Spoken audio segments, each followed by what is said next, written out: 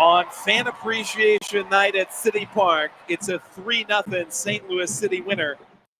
That was Joey Zanaboni on the call with Dale Schilly at City's last game. Houston Dynamo visiting City Park for the last home game of the season. Can't believe we're already there. City takes the 3 points with a 3-0, one win. I don't really care. They scored 3 goals, and one, Nate Gatter, Gen C's here with you, was by Jake Nerwinski. Yeah, you know what that made me think of immediately was our conversation with him when we had him on this show, which was last year. Yeah, it was. And at the very beginning, I think it was the season had just started. I want to say maybe we were, I don't know, between 2, 3, 4 games in, something like that. He was live pretty on the show, and right? As a phone call. We used to pretty frequently early on last year have players on live. Especially when we were in that Sunday afternoon slot, rather than asking them to stay up and join the show on a weekday evening. And I remember us talking to him about, who was going to score first, him or at that time, Johnny Nelson, who was off to that great start at left back. And so how much fun to see Nerwinski finally score. Because Hebert had scored. So, right. Of course we had the Tim Parker header, and then Kyle Hebert gets one. And so the joke was, are you next? Right. All the defenders were scoring. And it took a little while. To be fair to Jake, so we didn't pin him down on how soon are you going to score. The question was, who's going to score first for City, you or Johnny Nelson? And he did win the race. With feet. Sort of by default. Feet. I mean, it was great. And what was I love so much about that was that he wasn't obviously expecting it. I'm pretty sure. So it was maybe Tom Timmerman of the St. Louis Post-Dispatch talked to him a little bit afterwards and said, hey, you didn't see, what was the process there? And he said, well, I was kind of like, well, the ball's here. I guess I shoot it. And so he shot it. Of course, he doesn't have a goal celebration. That's not something he's used to having. So he got a little trouble from the team for not having that. Yeah, well, I mean, see, but that puts him in a tough spot because can you imagine if like he was spending time in training thinking about or in the locker room, like, guys, here's what I'm going to do when I score. They would have laughed at him way worse. They said, Jake, you're not going to score. So right. No matter what, he's coming out behind there. He just has to take the goal and the ribbing that comes with it. I'm sure he would time and time again. He looked delighted. And I think one of the first things he was doing, obviously, was looking for his family. But it was great to see that really seal the deal. City had, we'll talk to George Gansner a little bit later this hour, as we do for Laws of the Game, in a contentious first half with the first time St. Louis City at City Park. It's not the first time they've had a female referee, but the first time a head referee. Tori Penso, we've had her on the show before. She is at the top of all levels you can possibly be at, and she had her hands full for sure with some of the fouls, some of the dissent, and obviously players looking to test one another. And like we always do, our next segment, we'll talk to Dale Schilly about really kind of what came out of that game, not just the 3 points and good vibes, but then what does that do setting City up for what's going to be a training against City 2 this weekend, and then also going on to their final game in Minnesota on October 19th. And as always, if you want to get involved in the show, you can do that by giving us a call at 314-725-436-7900. That's 314-436-7900. 7900. You can also use the new talkback feature on the free Odyssey app and leave us a voice message to be played on the show as well. Anything that you miss from our guests or that you've missed in our prior shows, you can hear that on the podcast page by going to the free Odyssey app and searching for the St. Louis City Soccer Report. As mentioned, just one more game to go. 10 days from now, Saturday the 19th, away against Minnesota. Obviously, City have known now for a little while that there will be no playoffs this year, but certainly a much stronger showing since the Leagues Cup break than what we saw at any time this year prior. And we'll be talking, I'm sure, as the show goes on, about what has been really the biggest narrative, I think, of the last few weeks, ever since it became clear, and then certainly after it became official, that City would not qualify for the playoffs. Right. The attention turns to next season, and the biggest question for next season, especially because City have already made so many high-profile additions on the pitch, I don't think there's going to be nearly as much turnover this offseason as there was last, or especially this summer.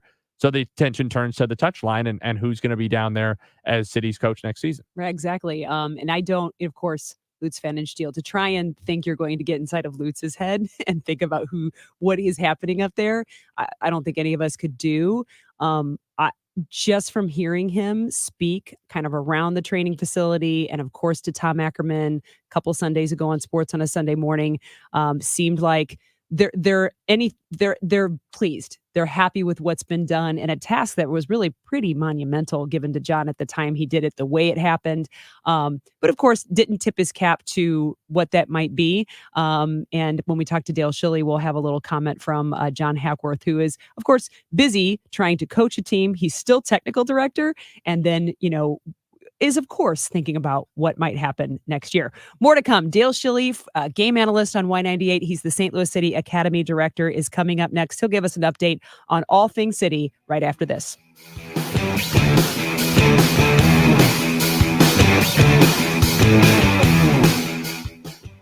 Disasters strike without warning, but together we can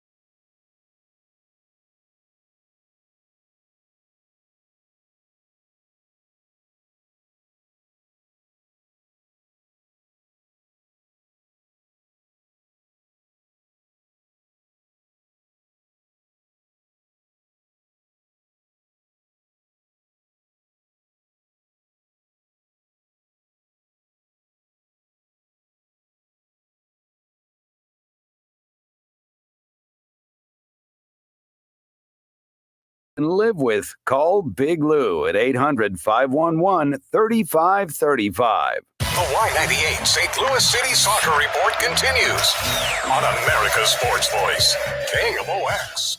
Nate Gatter, Gen C's back with you for more St. Louis City Soccer Report. Dale Schilly is standing by. We'll hear from him in just a moment. First, let's listen in on what John Hackworth had to say this week about managing the end of the season.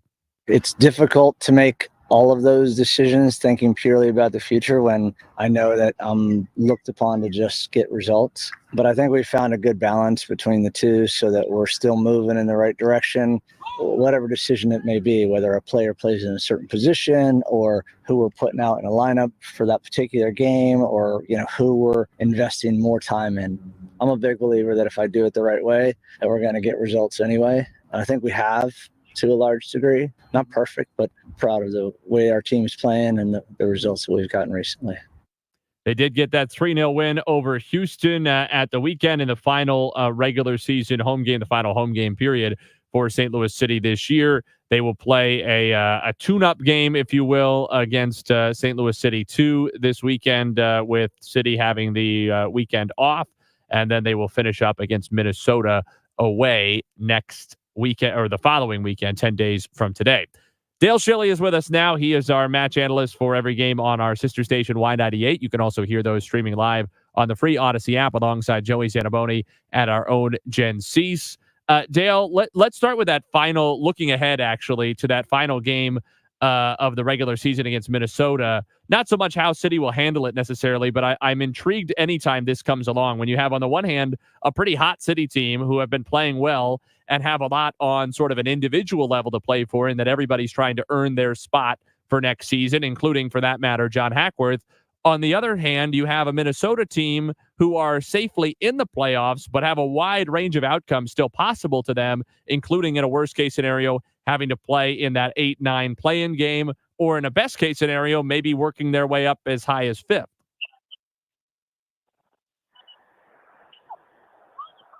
Dale, can you hear me? Yeah, now I can hear you. Yeah, okay, sorry about that. So just sort of the basics of it was how you manage things from City's standpoint when you're playing a team that, at least from a standings point of view, as far as how the table looks, has a whole lot still to play for because they have a pretty wide range of outcomes in the Western Conference standings and how that affects the playoffs, whereas City, at least on paper, don't have anything left. Yeah, I would say the way that John has handled it to this point he'll continue to handle that way, which is what's the best, how can we put the team in the best position to win a game in this particular match? So I think he'll, make selections based on who he thinks belongs and how are we going to get a result. And look, the other night we saw Klaus and Becher together for the first time starting as twin strikers. We scored 3 goals. Becher gets 2 of them. Do we do the same, or was that just based on how Houston was lining up and where John thought we could get at them? Who knows? So I think John will take it from that perspective. To make a comment on Minnesota, I think if there's a lesson that they learned from us a year ago, it's just hard not to continue to keep your foot on the gas. So I would expect to see everything from Minnesota, despite them already having a playoff position. I know there's a lot to play for from the position that they're in, but I do think that we'll see a quality team from them on the field as well. Dale, I got a little chance to visit with Cedric Toyshirt today. I didn't get that edited in time for this particular show, so hopefully next week, and he'll be our next player profile on the Y98 pregame show, which we have. And it was really great talking with him. One of the things that John Hackworth said today, as kind of after practice, we gather around, put some microphones up and talked a little bit about Cedric in terms of being similar to Klaus, that they are, and I quote, looking for each other while they are looking for their own opportunities. Interested too, I know that the Simon Becher and Joao Klaus combination, does Cedric Toyshirt also figure in there, staying maybe on that wing side, or do you see that maybe changing? Well, I think that Toyshirt came inside. I thought he was really smart the way he came inside. And I would say that one of the things that happens with with having Betcher in that line of four of Betcher, Klaus, Teuscher, Hartle, is that Betcher's the one that's stretching the line. He's looking to run off the shoulder of the center backs. He's trying to figure out how to get in behind for a long ball. And Hartle and Teuscher are both very comfortable just playing the game with what the game calls for. So does it mean they need to come underneath? Does it mean they have to go out on a touch line?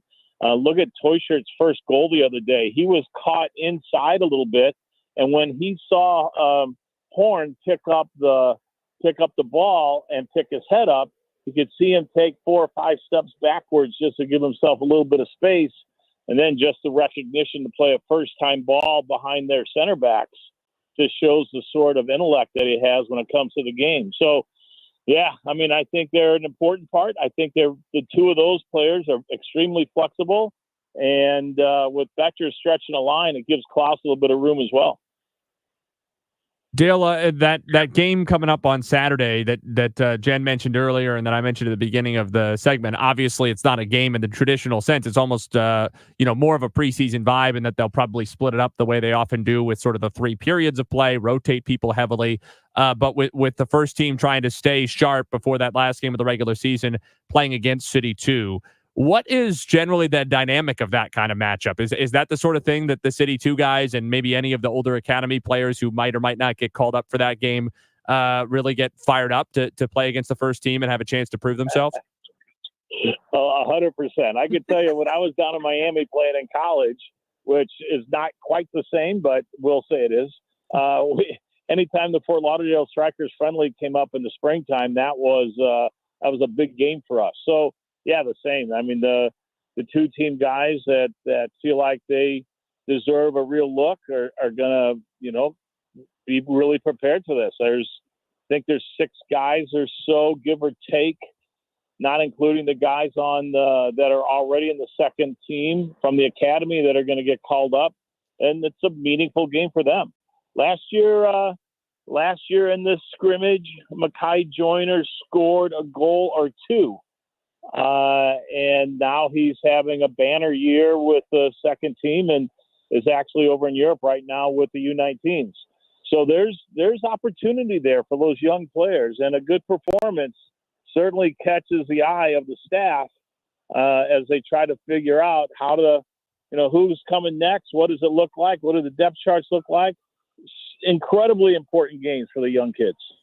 Dale, I know the answer is going to probably be because they're pros, and I totally understand that. One of the things, though, that I think about with, today being today, this weekend being important in terms of a scrimmage and proving up, but for the first team, you've got that little bit of a time off, and it going into a game that, on paper doesn't matters to pride, matters to show, but there is sometimes that tendency mentally to take your foot off the gas a little bit. How does a coach, or how might John or the leaders in the locker room make sure that they go out with everything they've got for that last game for the full 3 points and nothing less? So I think there's 2 different things there. One, the scrimmage, I think we've all been in situations where the second team always beat the first team in the inter-squad scrimmage. But when I was at SIU with Coach Gelker, that was every Wednesday event, first team versus second team, and in preparation for the weekend. So, yeah, I mean that's just part of being a pro and getting after it from the scrimmage perspective, from the Saturday scrimmage. In terms of next week, yeah, there's a lot to play for these guys. And I would say the biggest thing is I think a lot of them have developed a relationship, a respect for Coach Hackworth, and I think that they recognize that his position is possibly on the line, and how they perform and how they play may determine whether he gets brought back in or what they do with his title. So I think there's just a lot to play for these guys. The other part is just the pride of not just being a pro, but the performance that they've had here over the last month to month and a half has been good. I think that guys just want to show that it's not a fluke, that it's real. So let's end on that note then, Dale. Is in your mind, as far as we're in a position, obviously a lot is going to change between now and February, not only for City but for other teams across the league. So I'm not going to put you in a position of trying to make some kind of nailed down prediction or anything like that. But in your mind, as you try to take all the information we've seen this season, the first half that was frustrating, the Leagues Cup that looked a little more promising, and this post-League Cup kind of sort of final quarter or third of the season that's been quite a lot of fun at times for City. Yeah. What are your reasonable expectations, or if you were a fan, what do you think would be reasonable expectations for next year? Yeah, I would say that we should all be excited about what we saw, and what we're looking forward to next year. One of the things that this is going to sound a little bit strange, but one of the worst things that happened to us was going 5-0 out of the gate. Now, look, it was great, it was awesome, it was a spectacle, it was so much fun, you can't believe. However, we kind of just kept referring back to that start, and we kept referring back to those moments, and instead of looking at the real situation that was going on in terms of the players, some things on the field or whatever it might be, whatever were the things that were contributing to the slide that we saw in the fall, we could push it under the carpet because of the way we started the year.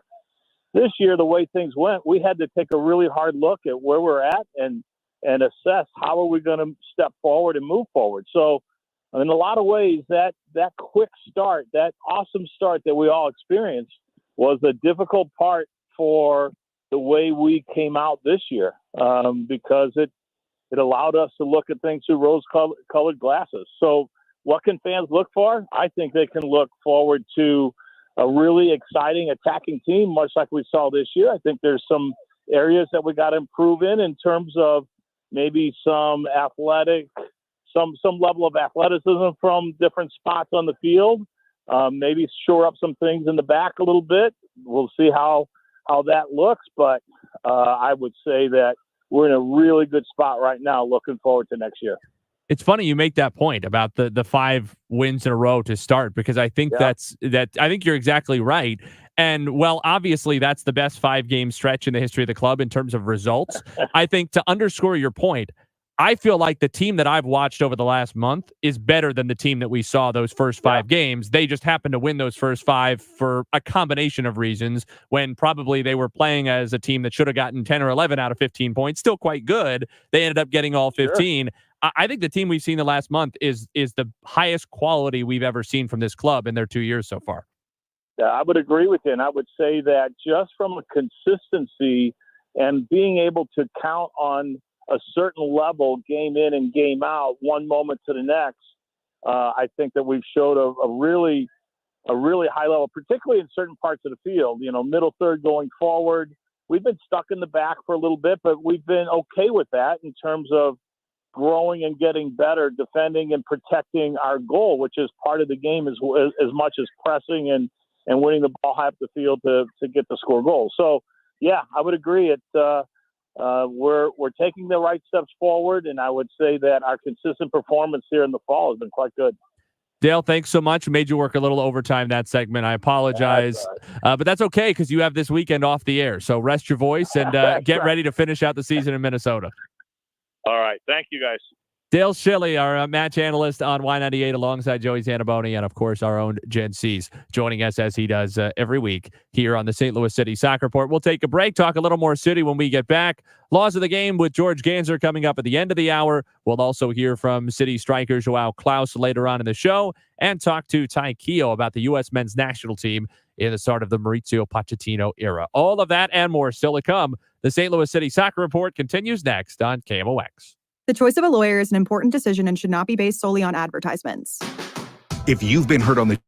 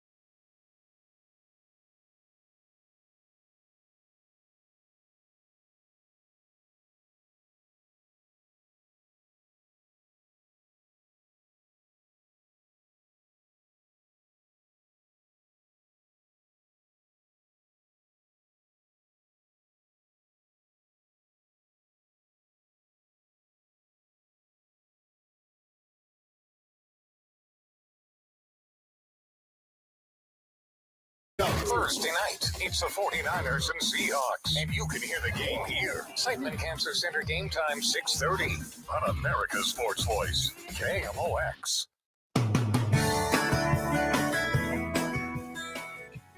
Back on the St. Louis City Soccer Report, Nate Gatter, Gen C's producer Kyle Sixta with you from our downtown KMOX studios. It's a Wednesday night, St. Louis City Soccer Report. We've already spoken to Dale Schilly, and that was a great conversation. I think they always are great conversations with Dale. That was a long one, and I thought interesting. And Jen, you didn't get a chance to weigh in on the end of the conversation, so I think we should talk about that a little bit with you, because Dale gave, I don't think it's a hot take because it's well-reasoned, but Dale does not often offer up without me asking him to a particularly strong opinion about something.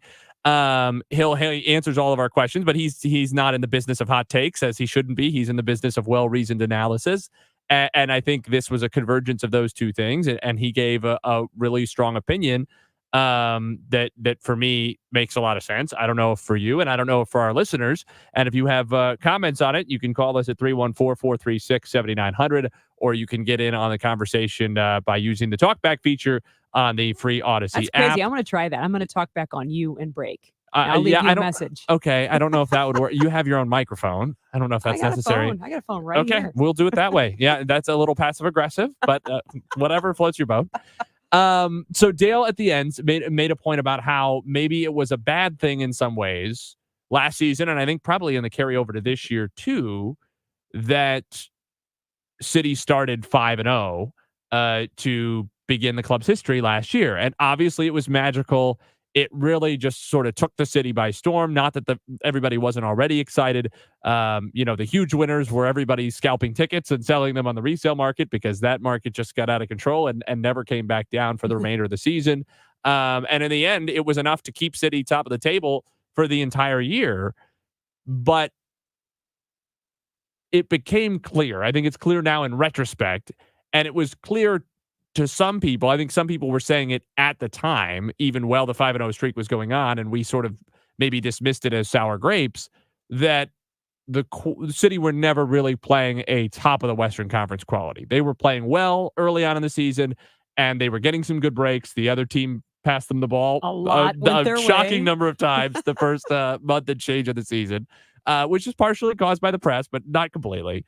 And as a result, City maybe finished. I don't think maybe. They did finish first, when in reality their quality was probably somewhere more in the 5 to 8 range, which is about the point per game pace they played on after the 5-0 start. And so he's just broadly making the point that maybe that covered up for, glossed over some of the issues that were there. For sure. You don't see, when you're winning, you don't see flaws. I mean, you could go back through video and try to pick out some flaws, but it's when you're losing, or you're tying. If it's when you're not getting the result is when you start to really take a look under the microscope of what's going. It's easy to slough off like, oh, that pass didn't quite go where I wanted to, when the person gets it and anyway and puts it in the back of the net. It's easy to miss that stuff. And I think he's absolutely right when it comes to, don't get me wrong, I wouldn't trade that 5 games for anything, because it was just a fun experience, of course, as a fan. But when you go to like the mindset portion of the game, even down to the youth level, when you don't have resistance early enough, you lose grit. And so then when things all of a sudden, it seems, don't start working, and it's not ever all of a sudden, they've been happening all along, but the results aren't there, there tends to be panic. So I remember Brian Dunseth said, he's an Apple commentator, player before, and talked about Real Salt Lake. And he said, he was on an interview and said, we sucked for 4 years. We were terrible. And that's kind of the way you're supposed to start. If you start, maybe not sucking, but if you started with, we're fighting to even get to the playoff line, it would have changed so much in the grit from last year and also fan expectations. Yeah, I think I agree with you across the board. The one thing I would say is I would happily trade the 5-0 start in exchange for not getting battered by Kansas City. It was fun until we got embarrassed at City Park in the first playoff game. That is fair. That was really not a good time. So, no, but you're right. It was really fun, and it did a lot for the club. Not that they needed it, but just to further sink themselves into the market right away and 100%. Really capture the market right away. And if you talk about, too, capturing, I believe, because we had, international eyes with Bradley Carnell, international eyes with Jabula Blum and others that went in Leuven and all those. I think it also captured international eyes to, this little town in the middle of the United States that says we're the soccer capital, which we are, that maybe nobody really knew about. So I think it turned a lot of eyes here very early. And to the final point, though, that we discussed with Dale, and you can go back and hear all of that in podcast form on that free Odyssey app. I think the fan expectations, sort of in general, the fan mindset has often been a little bit out of sync with where the team really is as a result. Oh my gosh. In terms of having too high expectations going into the playoffs last year and sort of overvaluing themselves the entire second half of last season, and then having expectations that were too high coming into this year. Now, it's not necessarily a strong criticism of Lutz Pfannenstiel because it's not as simple as he could have gone and made all these summer signings last summer. If he could have, I think City stand a very good chance of having won the league last year, or at least gone very, very deep into the playoffs. Because the quality on this team now versus the end of last season, the beginning of this year, especially, is night and day. But some or all of those guys weren't available, and almost none of them would have been available at the exact same price. Probably none of them would have been available at the same price because everybody's contract situation is different. Everybody's club situation is different. Nothing would have been exactly identical to what it was this summer. So it's not as simple as why didn't we go and make those moves previously? But I do think the wake-up call that was the first half of this season might ultimately serve City well, because the last point that, in my opinion, and Dale agreed, we're seeing the best, most well-rounded St. Louis City soccer that we have seen so far. We are, and it still has room to improve. And Of course. the reason I say And that to gel, is these guys haven't had a lot of time I together. go to the LAFC game, and let's just call a spade a spade. That we are outclassed at this point in time. We are not in LAFC's league. I mean, granted, it was a 1-point game. But when you have a Denny Bouanga, and he's not the only one who goes the full 90, scores a goal, and can still do a front flip and doesn't seem to lose a beat, there's just something about that kind of quality and that number of the quality that City's got to have to work toward. It was great that they kept it with one. I know they were disappointed, but when you look back at that game, there's more quality on that side still yet. But City have covered a lot of ground, both in terms of their top line quality and the depth of quality that they have. It just the level of development of the roster in the last few months is really, really significant. And my excitement level, I think, as we look ahead to next season, is higher as a result than it's ever been for this team, because I'm enjoying watching them play, which has not always been the case, even last year, certainly not this year. Take a break. We'll talk to George Gansner coming up after this. Laws of the Game is next on KMOX. Are you tired of those unwanted, stubborn areas of fat? Do you want to lose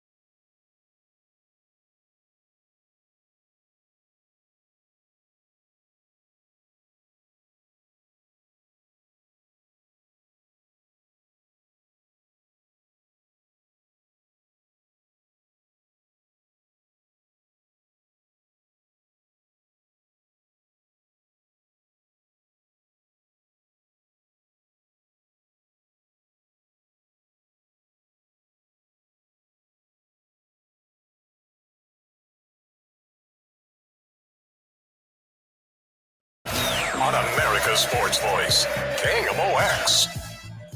The St. Louis City Soccer Report wrapping up our first hour, which means Now, laws of the game.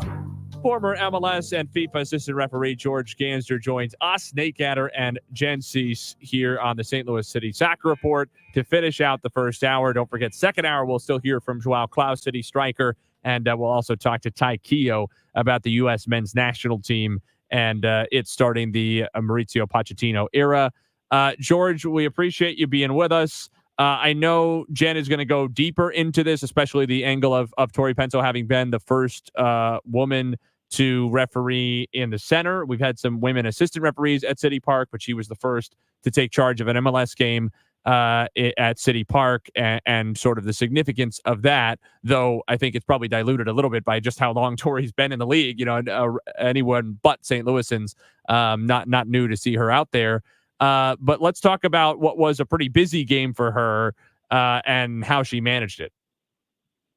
Yeah, it was a busy game, wasn't it, Nate? The first 30 minutes was quite challenging, and it was really interesting to watch how she handled it. And at one point, I was in Kansas City with our son Liam's team, and at one point somebody said to me, "Wow, this game's getting out of control." And I responded, "No, it's not. Just be patient. She's perfectly fine. She's the only calm one on the field right now." And you could watch that, and you could see how she was. I could see how she was handling the different emotions of the players. And Houston wasn't accepting what she was trying to do. They weren't accepting allowing the players to play and hit a little bit and have some fun. And so St. Louis started to get sucked into that a little bit. And you could see that the change happened when around the 30th minute, there was an incident that happened. I don't recall the incident specifically. I believe it was a foul against Houston. There was an injury to some extent. And I remember even Roman Berkey running out onto the field, yelling at his guys. And I have to imagine he was telling them, quit getting sucked into what they're trying to do. And that helped Tori also, but her calmness really supported what turned out to be a tremendous game from her, I thought. You kind of answered this, but just to be, I've heard feedback. Actually, the happiest part I have about this is I haven't heard much feedback, which is fantastic. Just another game. It was refereed. So that is great. That has come a long way from women refereeing in the game, even 10 years ago. But number two is I've kind of heard the gamut from either just like what you said, like, oh my God, she barely had control of this game, to all the way of, no, she really had control the entire time. It was just a matter of if and when and how she was going to exercise that control. Where are you on that spectrum? I thought she had control the entire time. And you can see it in her demeanor. Her demeanor never changes. She remains calm. She does get a little bit to the point where she's getting frustrated with Houston. She gave Escobar a look. She gave I think it was that. So that's what I'm getting at, right? So as referees, we have tools. We have the whistle, right? We have the yellow card. We have the red card, but we also have body language. And if you study her body language for that first 30 minutes, there's no she's perfectly calm. There's no panic in her. And she uses a tool when around that 30-minute point where Escobar is still going off on her. He's still chirping at her, and she turns and she doesn't say a word. She just stares at him. And that stare, man, if I was getting that stare, I would be like, okay, I'm done. Right? Because at that point, she has clearly communicated she's finished. She did not lose control of that match whatsoever, fully in control the entire time. So just to poke a little fun, because I think that you said it after the game when you and I were talking, is that her husband, Chris Penso, has also refereed at City Park, had a little bit of a rough game, I believe, and his management style is different. And I think that you said, if this was Chris Penso, there might have been more cards thrown. Yeah. not only Chris, that for quite a few of the referees, right, that dissent is a factor, and she handled the dissent very, very well. Many of the referees would have had more yellow cards than that, even maybe a red card earlier. So again, back to the main point, I thought she handled it very, very well. Obviously, and Jen made the point, and I think we have reached there, especially with Tori and how long she's been around the league, that most people, I think the vast majority of people look at it as just another game. I think the players look at it as just another game. She's just another referee. With that said, when it comes to the game management and in particular the dissent management, do you think there is a little bit of pressure on her to be a bit more tolerant of dissent so that she isn't perceived the opposite way as being too sensitive to it? I don't believe that. I know that there is an initiative against dissent this year or on dissent this year, in particular visual dissent. So you didn't see a lot of that. We haven't seen a lot of that since about mid-season. I just think it's Tori, right? I think that Tori has a patience. I'd love to say it's because the patience she has to have as a mom, right? I know She's she has talked about that three before. daughters, Yep. and I know Chris. I worked plenty of games with Chris, and there's Tell it the just story, becomes a line, George. Tell the story. Yeah. Tell the story of how Chris threw a coach out on your so order. I won't. It was New York. I was on the far line, and I didn't often do the far line, but I was on the far line that night, and the New York coach was visually behaving very, very poorly, and our fourth official wasn't really doing his job. And at one point, I said to Chris on the microphone, I said, "Chris, when you get a chance, go throw that coach out." And Chris didn't even think twice. As soon as we got a goal kick, he went straight over and threw him out. At halftime, he asked me, "What do you do?" So there's that trust. Chris and I had a great relationship. I didn't know Tori very well until more recently. And remember, she refereed the World Cup final for the women last summer. And at the Olympics. And that is and the Olympics, right? And so it is a tremendous thing to be able to do that. The quality that you have to have, whether it's men or women, as a referee at that level is unbelievable. And it's not easy to referee any game. Every game's different. And again, for this particular game, especially how Houston wasn't handling it well, she personally, I thought, handled it tremendously well, maybe better than any referee we've had in St. Louis. George, we appreciate you as always. Talk to you again soon. Sounds good. Thanks. George Ganser, former MLS and FIFA assistant referee, with us for Laws of the Game. Tori Penso also got the benefit of what I think is a rarity, which is that she handed out a red card and there was really no bones about it. No Escobar complaints just at all. walked off and took off his cleats. He knew. He knew. Second yellow. I mean, he laid himself out on the floor. He really could not have made that an easier decision for her. I would imagine maybe she's had easier red cards, but can't have been many for her to give out. That brings us to the end of our first hour, but we're only at the midway point. We'll hear from City striker Joao Klaus after the news, and we will talk to Ty Keogh coming up at the bottom of our second hour, 9:30. Ty Keogh will join us to discuss the start of the Mauricio Pochettino era and the U.S. men's national team, where they go from here in the lead up to that all-important World Cup in a couple of years on home soil. The St. Louis City Soccer Report continues after this. The news is coming up next on the Voice of St. Louis, KMOX. We sell truckloads of siding, windows, doors, and decking. My name is Julius Krasanik.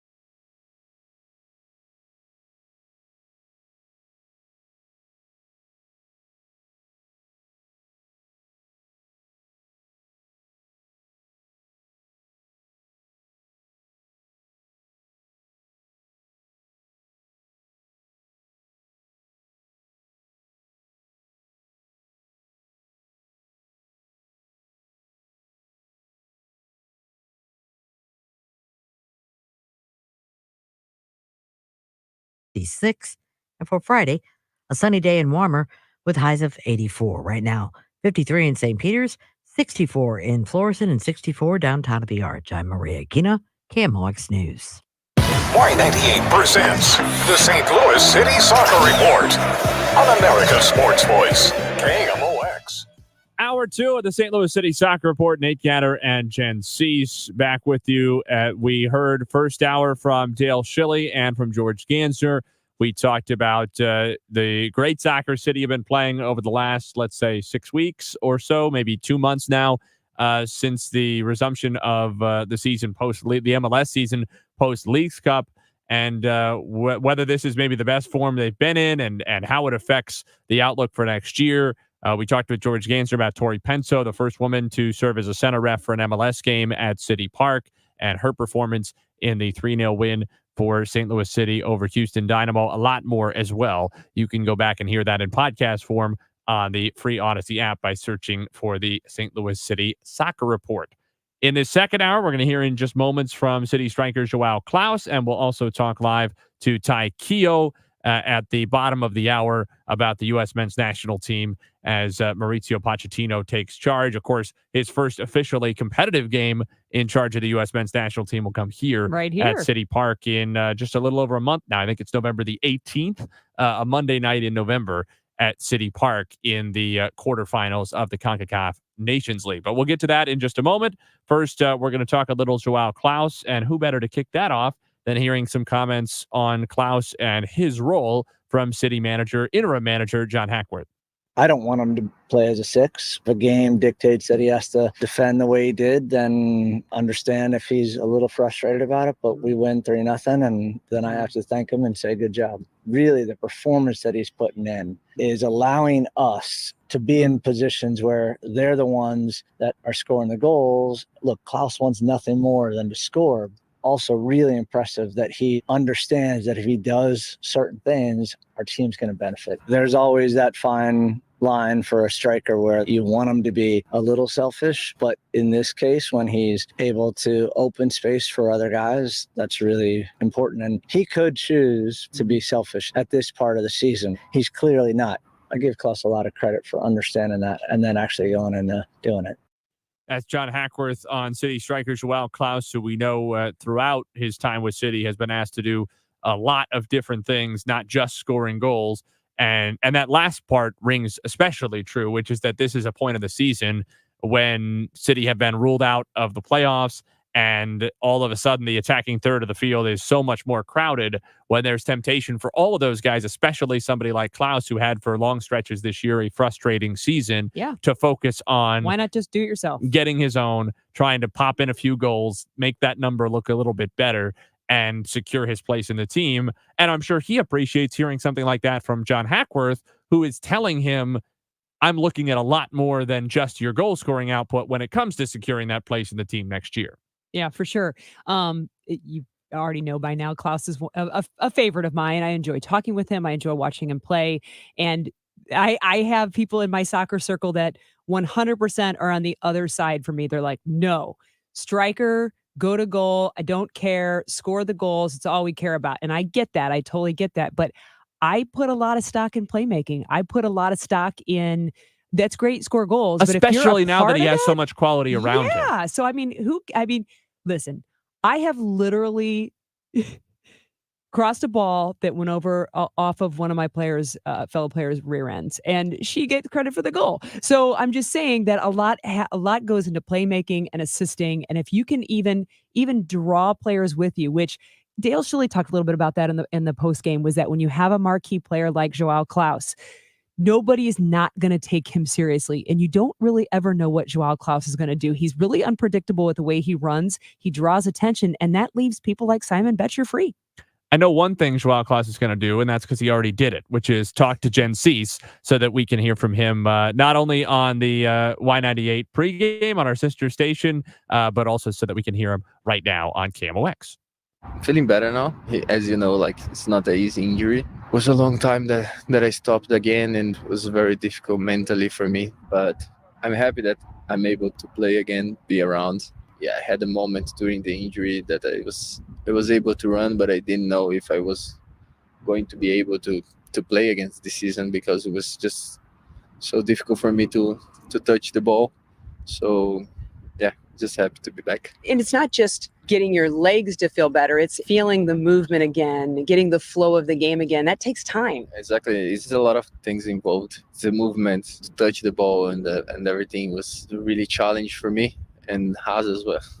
We were going through the same thing, and every day we were talking about like, oh, today was a good day, today wasn't a good day. You have to adapt, because when you have injury, your body starts to compensate in other areas. Sometimes we don't talk a lot about that, but I feel good now. Happy to play with the guys and also to play 90 minutes. I remember talking to you last year when you came off of injury. It was the first major injury for you. Now you've got two pretty decent ones. What have you learned about yourself with injury, about you, your body? That I'm not a patient guy. That's good for a striker. Yeah. So it's something new for me.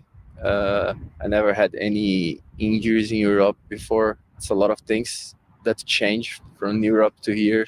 How we training, especially in the gym here. Like we spend much more time in the gym, the weight room, trying to adapt to a new philosophy. That's how it works in soccer. If you change clubs, if you change countries, it's always something gonna change. It's not always the same.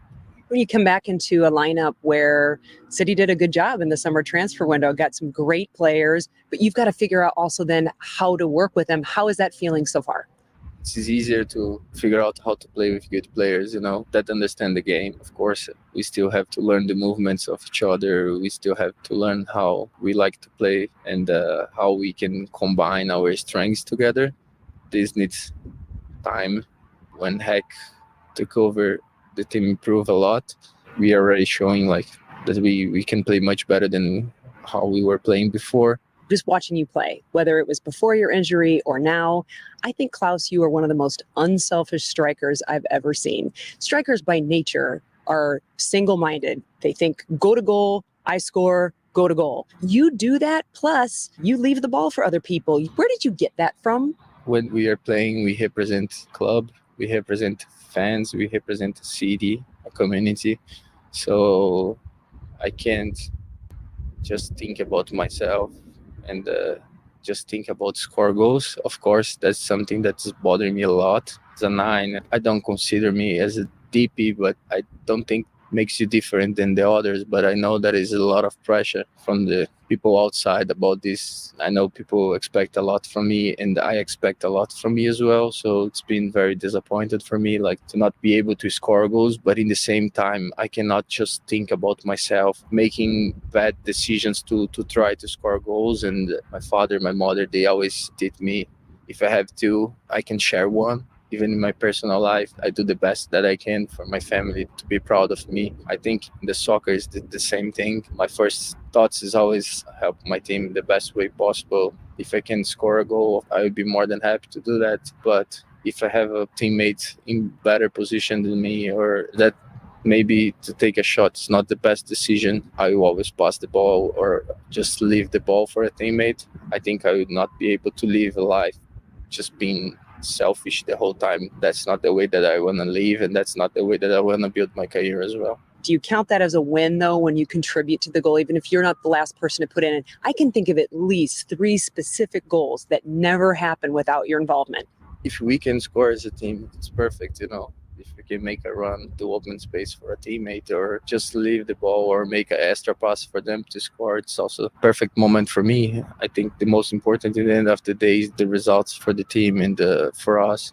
I think everybody wins together. We lost together, and if a teammate can score a goal and we win a game, that's perfect, because it doesn't change a lot for me if I can score 2 goals in a game or 3 goals in a game and still lose the game. So for me, the most important at the end of the day, it's to win games. What is success for Joao Klaus in these next games? I think get good results. The fans, they support us during the whole season.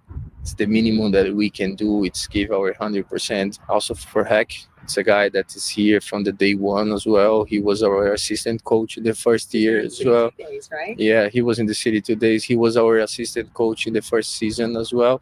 and then he moved to technical director. I think is the minimum that we can do for him is to give our 100%.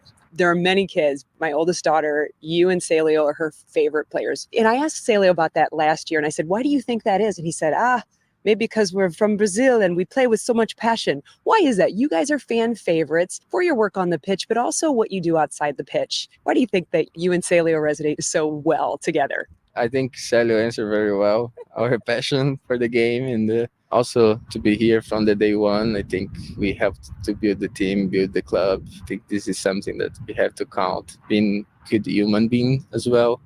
We know how important for the community. We know how long they wait to have an MLS team. I think the first year was a great year for everybody. Of course, we know that this year was very disappointed. People are not happy with our performance, and they can be sure that we are even more upset than them. I think these things count a lot. You know, Celio is always very happy, very loud, and it's just lovely. He's very important for us. He's a great player. The way he plays, we don't have a similar player in our squad. He's a very good in 1v1 player. It's very difficult to defend him. I miss him a lot, not just on the field, but also around us because he's a guy that pushes the energy up.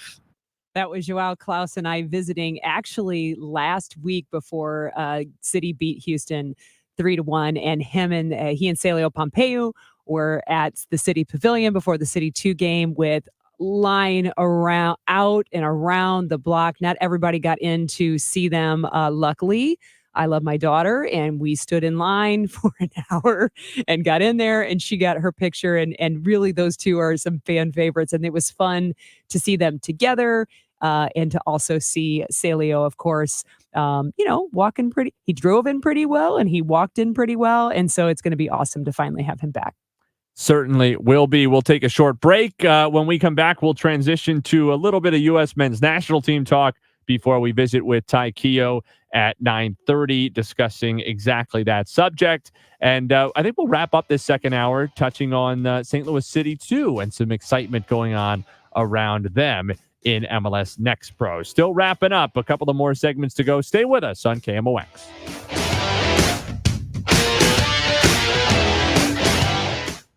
Disasters strike without warning, but together we can help those in need. Your financial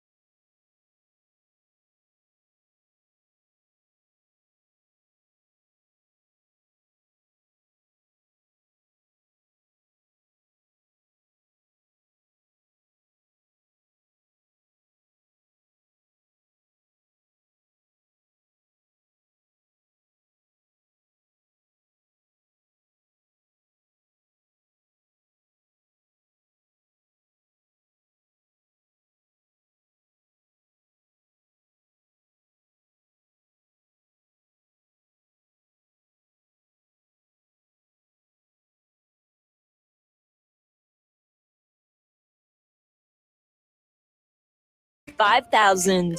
Jules on Hampton.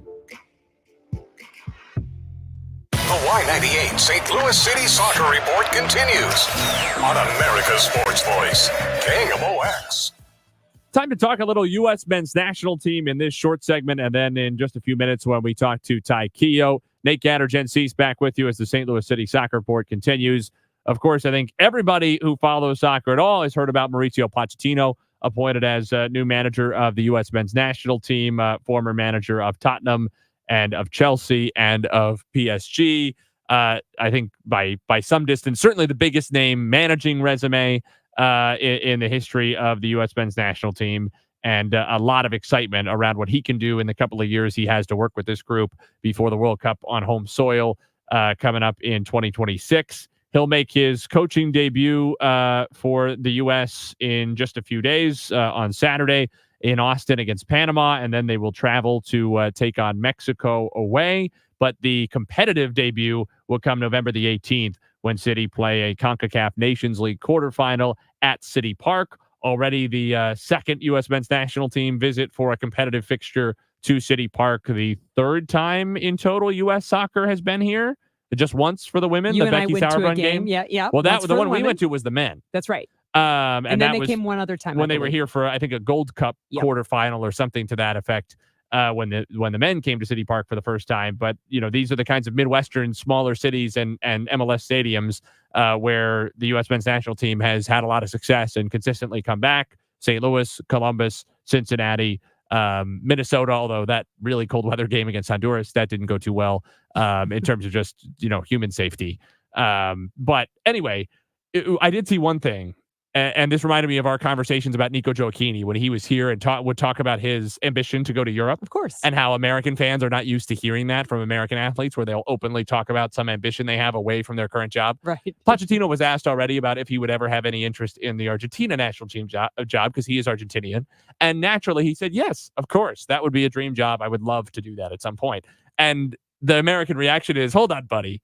We just hired you. We just gave you this job. So Americans reacted poorly to Well, that? because Americans aren't used to hearing that, right? Americans are used to, think about college football, where a coach will insist to you that he's never going anywhere and then take another job 3 or 4 hours later. And Americans still aren't used to a world sport. Right. I mean, It's world sport. Miami Dolphins fans still hate Nick Saban, and that was 20 years ago, right? Like, I mean, these things are just different culturally. So for anybody who got worked up about that, it's just a different thing. Pochettino is not campaigning for the job. He's not saying he wants to leave just weeks after having gotten here. He's just saying it might be nice to manage his home country someday, and who can really blame him for that? Of course. And he also did say this in a press conference, I think just a couple of weeks ago, in what will be his debut whole game, as you talked about, he said, and I quote, "I am aware of the big soccer history of St. Louis and its impact on the national team. So the new members of the staff are looking forward to visiting the city for ourselves and experiencing the atmosphere at the stadium." So on record, they know St. Louis is a big deal. And it's going to be up to us to show him that he made the right decision to take this job. We got to go. And to invest himself in the ambition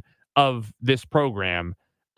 He has consistently been asked, what's the goal? What's success for the 2026 World Cup here on home soil? And I think American fans are used to an honest answer in that regard. One of, we want to make the knockouts for sure. Would be great to get to the quarters, maybe the semis. He said the goal is to win.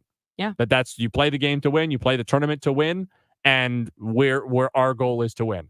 And if that doesn't get you excited, if you were somebody hating on Greg Berhalter for the last few years, and it doesn't get you excited to have Pochettino come in and look right in the camera and say, I'm here to win the whole damn thing, then the problem is you, and it was never Greg Berhalter. You were the problem, because then you're not going to be excited about anything. So get yourself to City Park on November 18th. We'll talk to Ty Keogh about that and more with the U.S. men's national team after this on KMOX.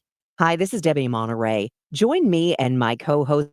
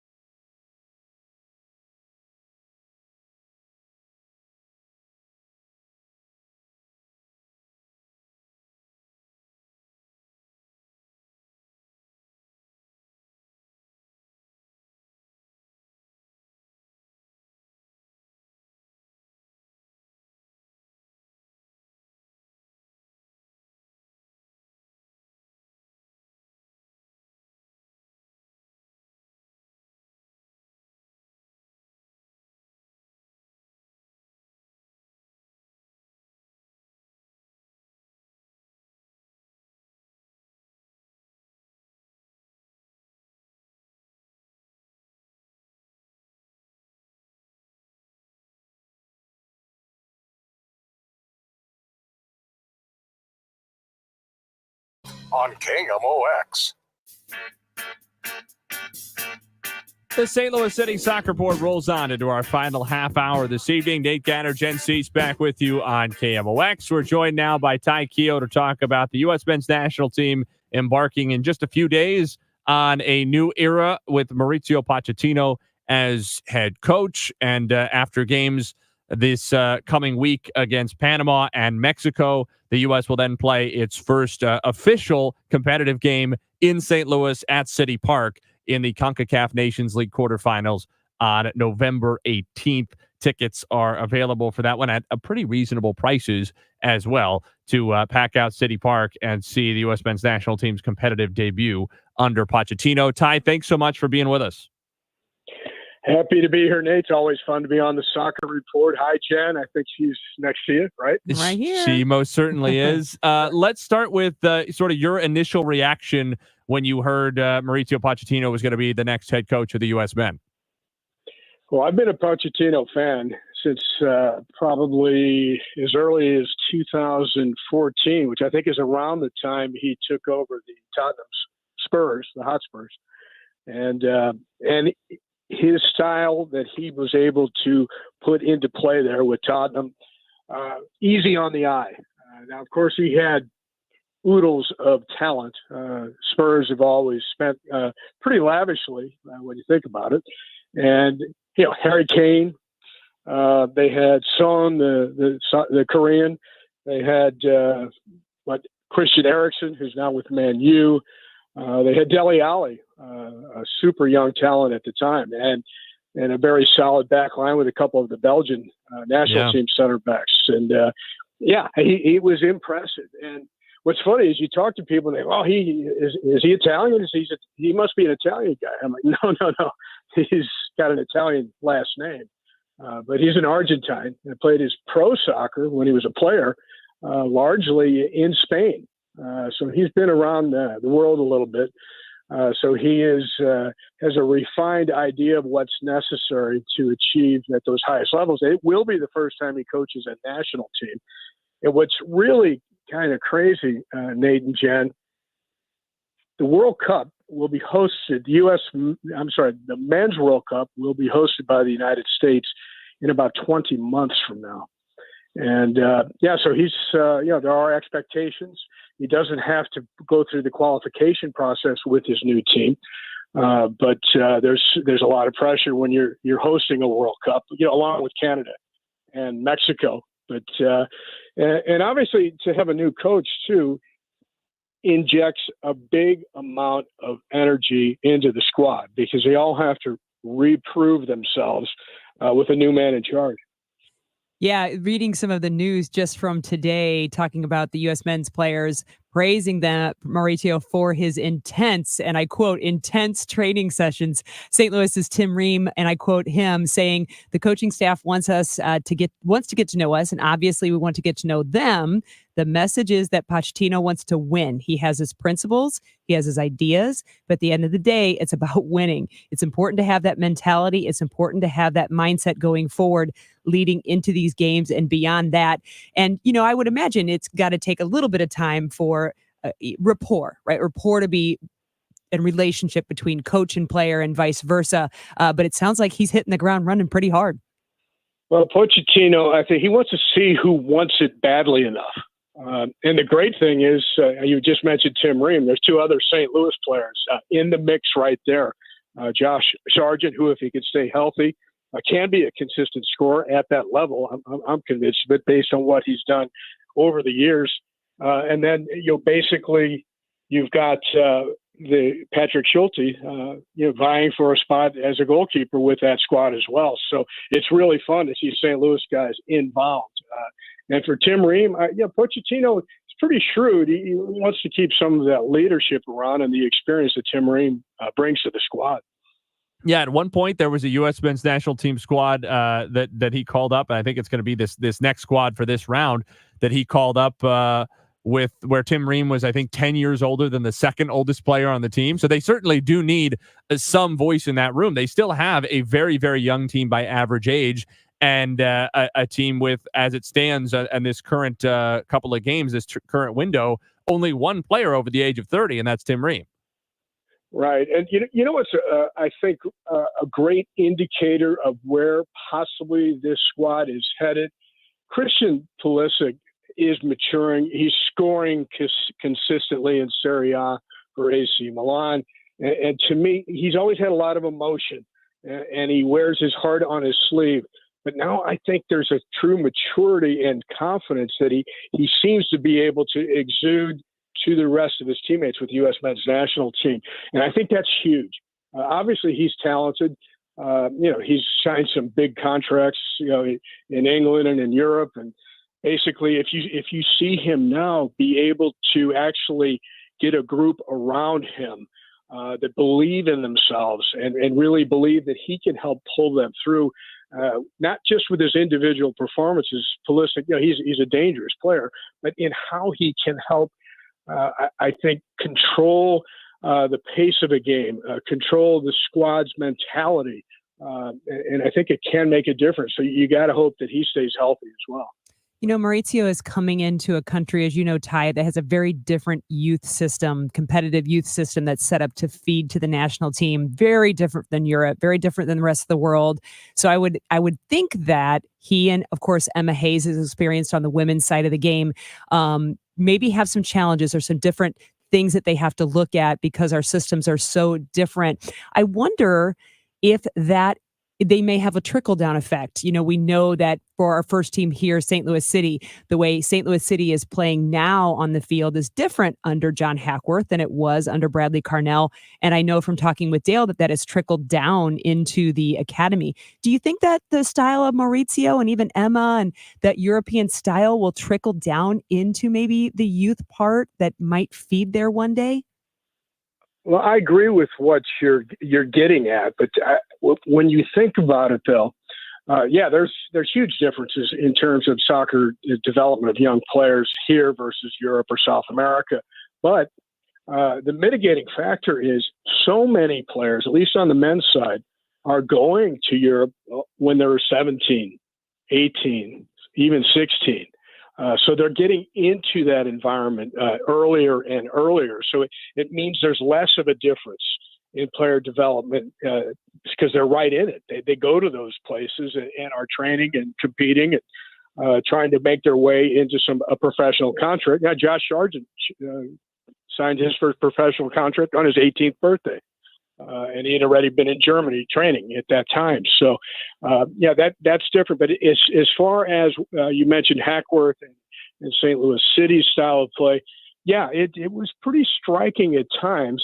And maybe it was due to necessity in some ways because of the injuries that they had and all the adaptations they had to make. And the fact that they were bringing in, new signings, during the signing time period. But, they played a different style in terms of at times did slow the game down. At times it did emphasize possession a little bit more. It was in a lot of ways, I think it was better to watch too, just because of that. It's Jogo Bonito, right? So, I enjoyed it a little bit more than the frenetic stuff that had been going on, for much of the first season as well. Yeah, I just wondered if the way he decides, and yet to be seen, right, to run the team and how the U.S. men's national team will play, might that be something that helps, even though the systems are different, helps to shape a little bit the way the youth soccer system might be trying to then play the game. Well, it's true. There's an ethos that kind of bleeds into the character of a nation's team, and it comes from their league. It comes from young players who they idolize, who they watch, how much they're really into the game and how they want to achieve, and what direction they want to take in their own style of play. So, the difference has been, for decades, the fact that in South America, in Europe, and in a lot of places all over the world, it's in the kids' blood. I mean, they've had it since they were in the crib and they live it in the streets and so forth. And we haven't quite had that here in the U.S., but that's changing very quickly. And a lot of it has to do with Major League Soccer. A lot of it has to do with the academies and the training now that's available to young players that was not available before. Ty, one last one for you, and this is kind of specific. I didn't prep you on this at all, so if you don't have an opinion on it, you don't have an opinion on it. But You did mention how things can be wide open with a new manager, and that can reinvigorate players because they know they sort of have to prove it and re-earn their spot.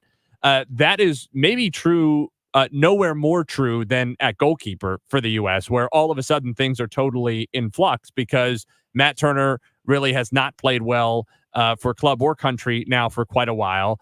Zach Steffen is now getting called back up for the first time in quite some time, for a while viewed as the heir apparent to Tim Howard, and then Matt Turner just totally overtook him. There are some other good options. Ethan Horvath remains sort of in the fold to some degree. Obviously, the likes of Gaga Slonina now sort of waiting in the wings, whether he at his very young age will be ready by 2026. Maybe that would be a little bit ambitious.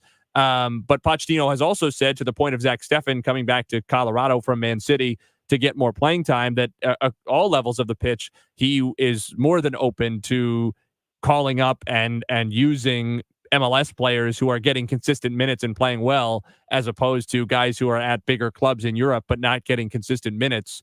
How do you see that goalkeeping spot shaken out? Well, Nate, now is the time to do that.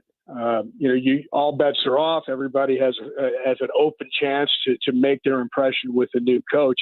And the fact is, over at least a half a dozen World Cups and for a couple of decades, one of the strongest positions year in, year out for the U.S. men's national team has been goalkeeper.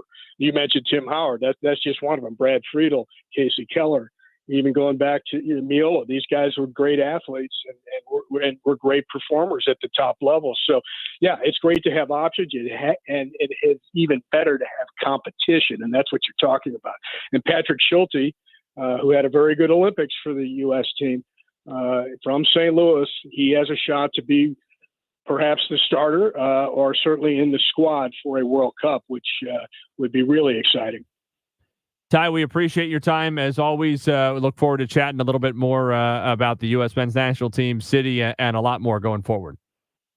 Nate, very good. And Jen, good to talk to you guys. Have a fun time. See ya. That was Ty Keogh joining us here on the St. Louis City Soccer Report. We'll wrap up with a little info about St. Louis City 2 and why maybe this weekend's scrimmage between St. Louis City and City 2 is actually more important for the next pro team than it is for the first team. That's coming up after this on KMOX. We're definitely going to be late to the concert. I feel like we should be there by now.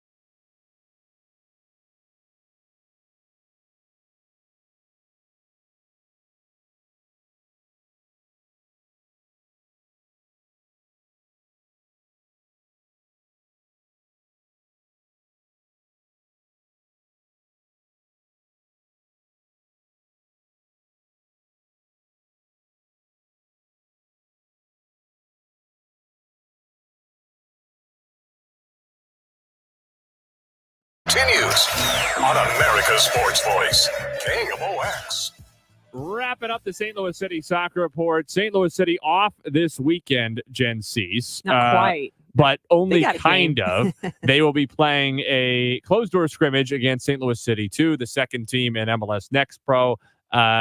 Ostensibly, and I think, to be fair, we even presented it this way, or at least I did, during the first hour to keep the first team sharp before they finish the regular season and their season in general, because there will be no playoffs for St. Louis City this year against Minnesota United on the road 10 days from today, the 19th of October. That'll be on Y98 with Jen and Joey Zanaboni, Dale Schilly giving you the call.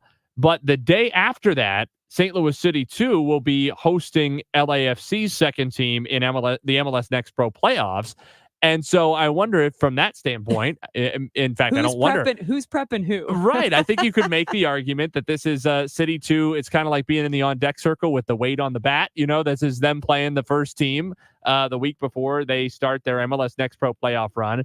They finished second in the Western Conference. And, of course, they've attracted some record crowds at City Park. Here's what John Hackworth had to say about the support for St. Louis City 2.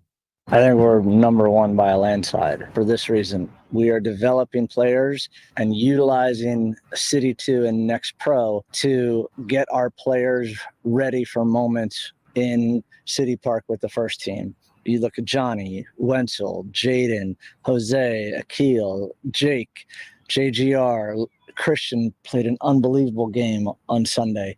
Like Ben, we're utilizing that as a moment to get both younger players minutes and for senior level players to go back there, not only help our team be successful, but we're doing it both ways. And then we're putting a good product on the field. It's so much fun to see that building filled on Saturday night and then half filled on Sunday. Just goes with the idea that this is the best soccer city in the country.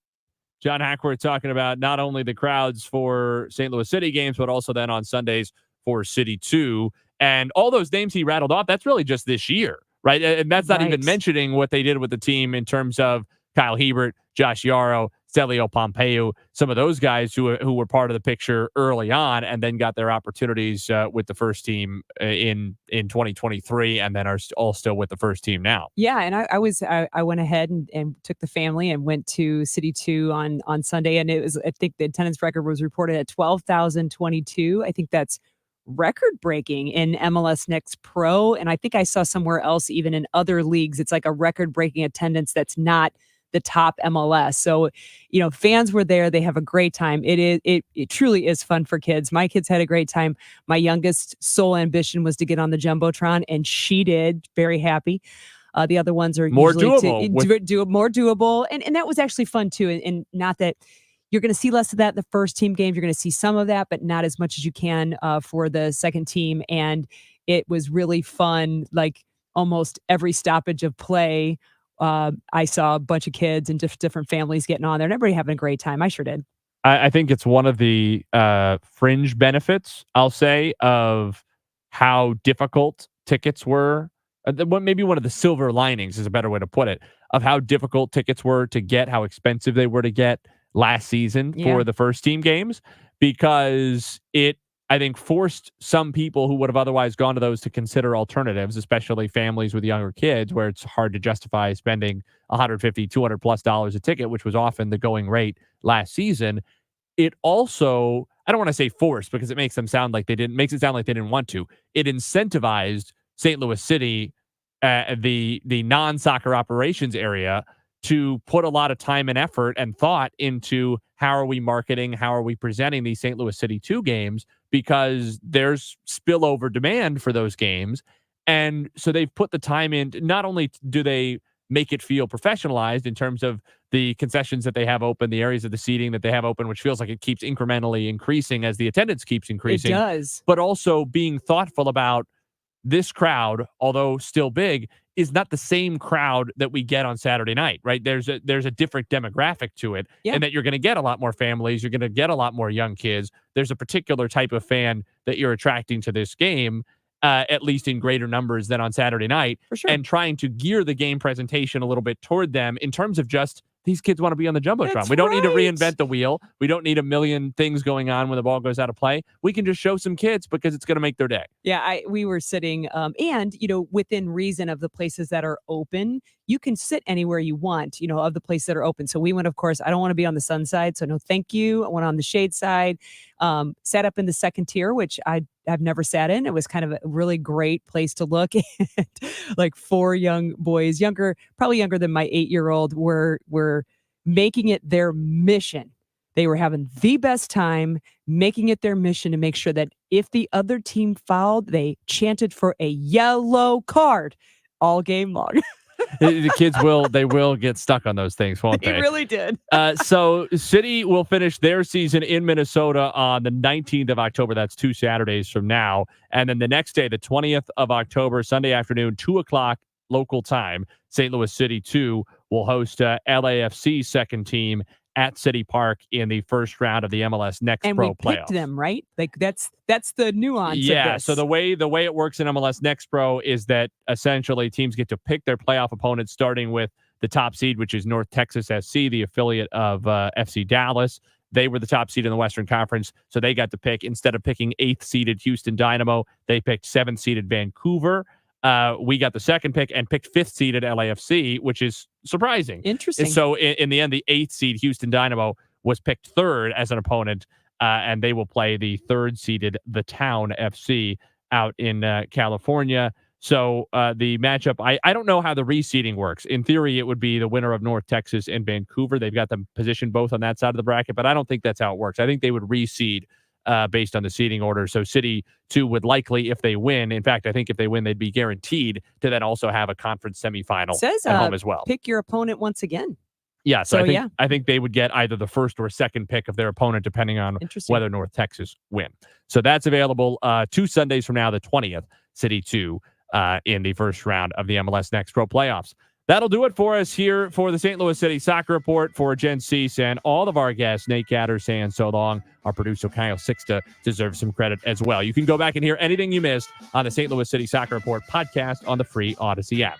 You've been listening to the voice of St. Louis, KMOX. Warning, the following ZipRecruiter radio spot you are about to hear is going to be filled with F words. When you're hiring, we at ZipRecruiter know you can feel frustrated, forlorn even, like your efforts are futile, and you can